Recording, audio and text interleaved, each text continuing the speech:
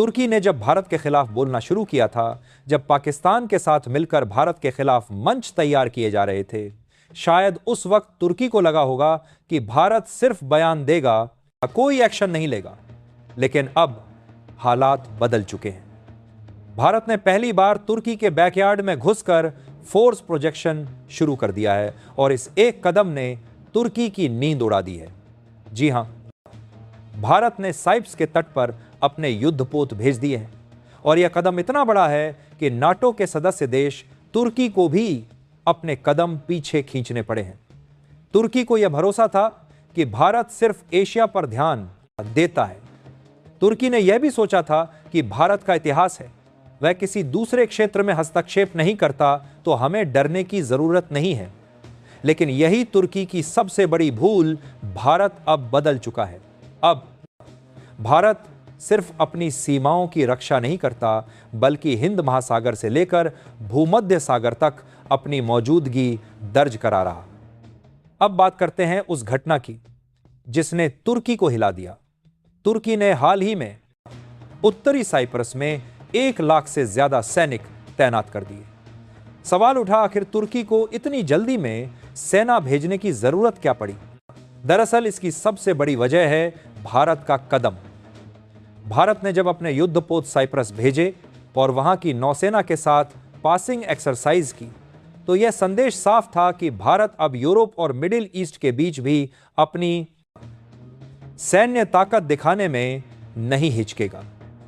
यह वही इलाका है जहां से तुर्की ने 1974 में कब्जा कर रखा था। साइप्स आधा हिस्सा आज भी तुर्की के नियंत्रण में है और यूरोप अब तक कुछ खास नहीं कर पाया। लेकिन भारत के कदम ने खेल पूरी तरह बदल दिया है। जब पीएम मोदी साइप्रस की यात्रा पर गए थे, तो उन्होंने वहां कॉम्प्रहेंसिव पार्टनरशिप यानी व्यापारिक साझेदारी का ऐलान किया। इस साझेदारी में रक्षा सहयोग, समुद्री सुरक्षा और हथियारों की आपूर्ति शामिल थी। यही बात तुर्की को सबसे ज्यादा चुभी। भारत ने न सिर्फ कूटनीतिक स्तर पर साइप्रस का साथ दिया, बल्कि अपने युद्धपोत भेजकर एक साफ संदेश दिया, अगर तुम पाकिस्तान का साथ दोगे तो हम तुम्हारे क्षेत्र में भी मौजूदगी दिखा देंगे। तुर्की ने जब यह देखा कि भारतीय नौसेना साइप्रस के तटों पर पहुंच चुकी है, तो उसने घबराहट में नॉर्थन साइप्रस में 1 लाख सैनिक भेज दिए। यह वही तुर्की है जो खुद को नाटो का मजबूत सदस्य बताता है। लेकिन भारत के इस कदम ने साबित कर दिया कि नाटो का सदस्य होना अब सुरक्षा की गारंटी नहीं है। तुर्की को डर था कि भारत अब साइप्रस को सैन्य तकनीक और हथियारों की सप्लाई शुरू कर सकता है, और यह डर बेवजह नहीं था, क्योंकि भारत अब रक्षा निर्यात में तेजी से आगे बढ़ चुका है। पिछले कुछ सालों में भारत ने अफ्रीका, साउथ ईस्ट एशिया और यूरोप तक अपने हथियार भेजना शुरू कर दिया है। अब बात करते हैं साइप्स भारत के लिए क्यों महत्वपूर्ण है। दरअसल साइप्रस यूरोपीय यूनियन का सदस्य है, लेकिन रक्षा के मामले में वो लगभग अकेला पड़ गया था। अमेरिका और यूरोपीय देश सिर्फ बयान देते रहते हैं, मगर किसी ने तुर्की के कब्जे के खिलाफ कोई ठोस कदम नहीं उठाया। अब भारत ने इस खाली जगह को भर दिया है। भारत ने साइप्रस को दिखा दिया है, बता दिया है कि अगर दुनिया चुप है, लेकिन हम तुम्हारे साथ खड़े हैं। यह वही आत्मविश्वास है जो भारत ने आर्मेनिया के साथ भी दिखाया था, जहां भारत ने हथियारों की आपूर्ति कर अजरबैजान के खिलाफ आर्मेनिया की मदद की थी। अब वही रणनीति साइप्रस के साथ भी अपनाई जा रही है। तुर्की ने लंबे समय से पाकिस्तान का खुलकर साथ दिया। कश्मीर के मुद्दे पर तुर्की ने भारत के खिलाफ बयान दिया। यहां तक कि यूएन में भी एर्दोगन ने भारत खिलाफ आवाज उठाई।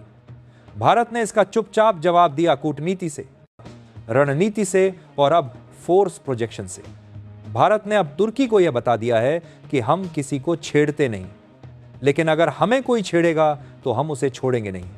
मैं आपको बताना चाहता था कि फोर्स प्रोजेक्शन का मतलब क्या होता है। इसका मतलब है अपने देश की सीमाओं से दूर जाकर अपनी सैन्य ताकत का प्रदर्शन करना। अब भारत हिंद महासागर तक सीमित नहीं है, बल्कि पश्चिम एशिया, अफ्रीका और यूरोप तक अपनी नौसेना की मौजूदगी दिखा रहा। भारत के युद्धपोत अब रेड सी, सुएज नहर और भूमध्य सागर तक नियमित रूप से मिशन पर जाते हैं। यह न सिर्फ भारत की नेवी पावर दिखाता है, बल्कि यह भी बताता है कि भारत अब एक वैश्विक खिलाड़ी यानी ग्लोबल पावर बन चुका है। साइप्रस के लिए भारत एक रिलायबल पार्टनर बन रहा है। जहां यूरोप ने हथियार देने से मना किया, वहीं भारत अब साइप्रस को ड्रोन, रडार सिस्टम और मिसाइल गाइडेंस टेक्नोलॉजी देने की तैयारी में जुट चुका है। इससे साइप्रस की रक्षा क्षमता बढ़ेगी और तुर्की पर दबाव बनेगा। दूसरी ओर भारत को मिलेगा यूरोपियन मार्केट में डिफेंस एंट्री पॉइंट, यानी कि भारत के हथियार अब यूरोप में बिक सकेंगे। खैर, यह है नया भारत। यह वही भारत है जो शांति चाहता है, लेकिन अगर जरूरत पड़ी तो शक्ति भी दिखा सकता है। तुर्की ने यह सोचा था कि वो सुरक्षित है क्योंकि वो दूर है, क्योंकि वो नाटो में है।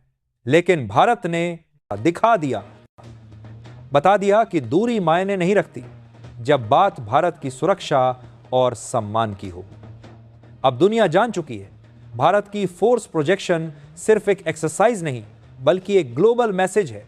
और इस संदेश का नाम है new India for borders to blurs. अब सवाल उठता है कि इस पूरे खेल में नेटो की क्या भूमिका है। यह समझना बहुत दिलचस्प है। तुर्की नेटो का सदस्य है, लेकिन ग्रीस भी नेटो का सदस्य है, यानी दोनों प्रतिद्वंद्वी देश एक ही सैन्य गठबंधन के सदस्य हैं। इस स्थिति में नाटो के लिए मुश्किल हो जाती है कि वह किसका पक्ष ले। पश्चिमी देश आमतौर पर ग्रीस का साथ देते हैं, क्योंकि तुर्की के राष्ट्रपति एर्दोगान की नीतियां अक्सर नाटो और पश्चिम के हितों के खिलाफ जाती हैं। तुर्की ने रूस से S-400 मिसाइल रक्षा प्रणाली खरीदी थी, जिससे अमेरिका और नाटो नाराज हो गए थे।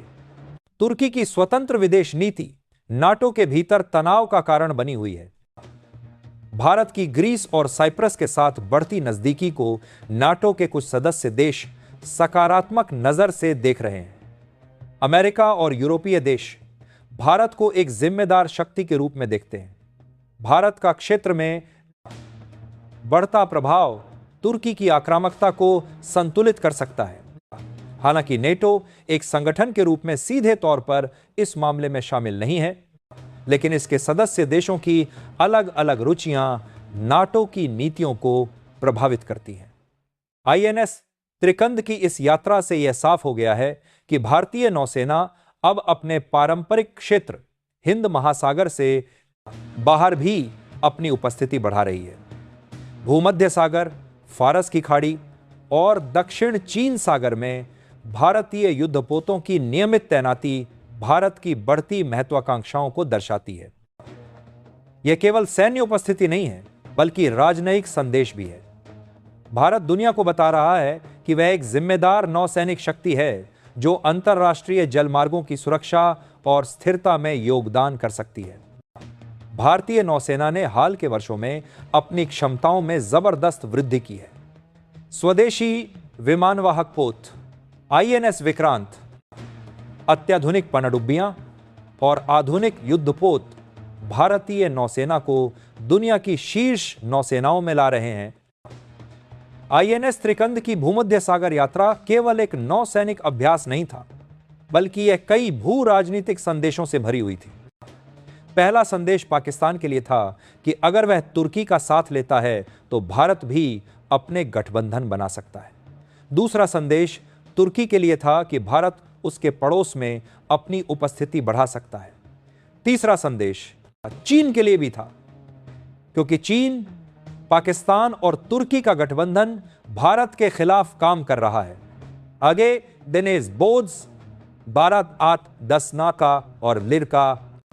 इसके अलावा यह संदेश दुनिया भर के देशों के लिए था कि भारत अब एक वैश्विक शक्ति बनने की राह पर है और वह अपने हितों की रक्षा के लिए दुनिया के किसी भी कोने में जा सकता है। यह सवाल स्वाभाविक है कि क्या आगे भारत तुर्की संबंधों में और तनाव बढ़ेगा। अभी तक दोनों देशों के बीच सीधा टकराव नहीं हुआ है, लेकिन परोक्ष प्रतिस्पर्धा जरूर बढ़ रही है। तुर्की की विदेश नीति बहुत आक्रामक है और वह क्षेत्रीय प्रभुत्व चाहता है। भारत भी अपने हितों के लिए मजबूती से खड़ा है। दोनों देशों के रास्ते अलग हैं और यह टकराव आगे भी जारी रह सकता है। हालांकि सीधा सैन्य टकराव की संभावना कम है, क्योंकि दोनों देश भौगोलिक रूप से काफी दूर हैं, लेकिन प्रॉक्सी के माध्यम से प्रतिस्पर्धा जारी रह सकती है। आईएनएस त्रिकंद की भूमध्य सागर यात्रा भारत की बदलती विदेश और रक्षा नीति का प्रतीक है। भारत अब सिर्फ अपने पारंपरिक क्षेत्र तक सीमित नहीं रहना चाहता, बल्कि वैश्विक स्तर पर अपनी भूमिका बढ़ाना चाहता है। तुर्की पाकिस्तान गठबंधन की चुनौती का जवाब भारत ने ग्रीस, साइप्रस और आर्मेनिया के साथ साझेदारी बनाकर दिया है। यह रणनीति भारत की परिपक्व और दूरदर्शी सोच को दिखाती है। भारतीय नौसेना की बढ़ती ताकत और वैश्विक उपस्थिति हमारे देश के लिए गर्व की बात है। यह दिखाता है कि भारत अब दुनिया में एक महत्वपूर्ण खिलाड़ी बन रहा है, जिसे नजरअंदाज नहीं किया जा सकता। आने वाले समय में भारत की समुद्री रणनीति और भी मजबूत होगी और हम अपनी नौसेना को दुनिया के विभिन्न हिस्सों में देखेंगे। यह भारत के उदय का एक और संकेत है। भूमध्य सागर में भारतीय नौसेना की तैनाती और भारत तुर्की के बीच बढ़ते तनाव की कहानी यह सिर्फ एक नौसैनिक घटना नहीं है, बल्कि यह एक दक्षिण एशिया और भूमध्य सागरीय क्षेत्र में बदलते भू राजनीति समीकरणों की एक बड़ी तस्वीर है। यह क्षेत्र काला सागर और कैस्पियन सागर के बीच स्थित है। यहाँ भारत ने आर्मेनिया के साथ मजबूत संबंध बनाए हैं। आर्मेनिया एक छोटा सा देश है, लेकिन इसका राजनीतिक महत्व बहुत बड़ा है। आर्मेनिया और तुर्की के बीच एक कड़वा इतिहास है। 1915 में आर्मेनिया नरसंहार की याद आज भी ताजा है। इसमें तुर्की की ऑटोमन साम्राज्य ने लाखों आर्मेनियाई लोगों को मार डाला था। आर्मेनिया इसे जेनोसाइड मानता है, लेकिन तुर्की इसे स्वीकार नहीं करता। इसके अलावा आर्मेनिया और अजरबैजान के बीच नारगोन काराबार विवाद है। तुर्की ने इस विवाद में खुलकर अजरबैजान का समर्थन किया है। भारत ने आर्मेनिया के साथ रक्षा सहयोग बढ़ाया है। हथियार बिक्री, भारत ने आर्मेनिया को कई महत्वपूर्ण हथियार प्रणालियां बेची हैं। इसमें Pinaka multi barrel rocket launcher शामिल है। यह एक शक्तिशाली हथियार प्रणाली है जो आर्मेनिया की रक्षा क्षमता को बढ़ाती है। रडार और मिसाइल सिस्टम, भारत आर्मेनिया को अत्याधुनिक रडार और वायु रक्षा प्रणालियां भी दे रहा है।